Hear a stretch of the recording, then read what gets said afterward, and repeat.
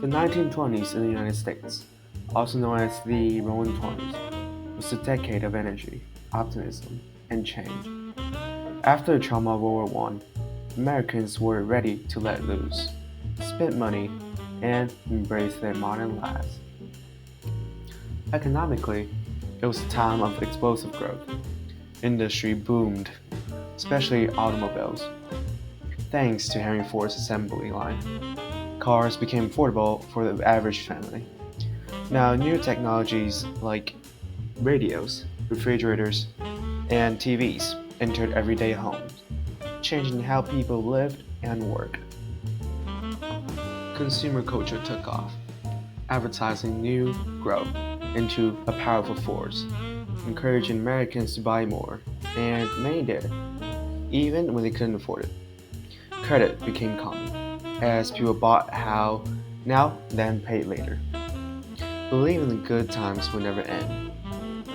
But the 1920s weren't just about money, they were about identity.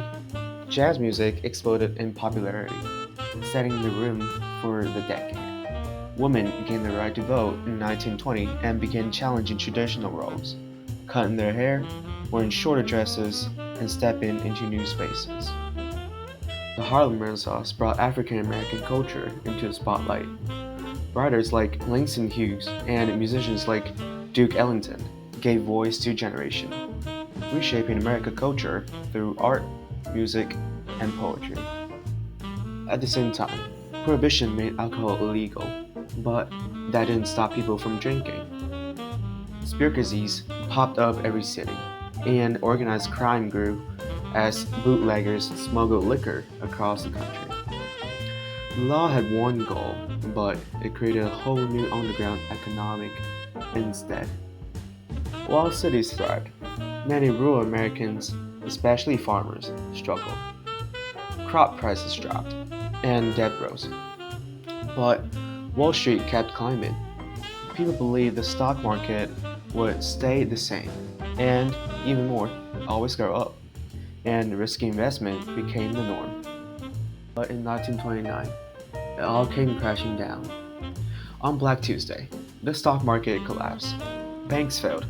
Jobs vanished. The bubble exploded. What had been a decade of partying ended with the start of the Great Depression.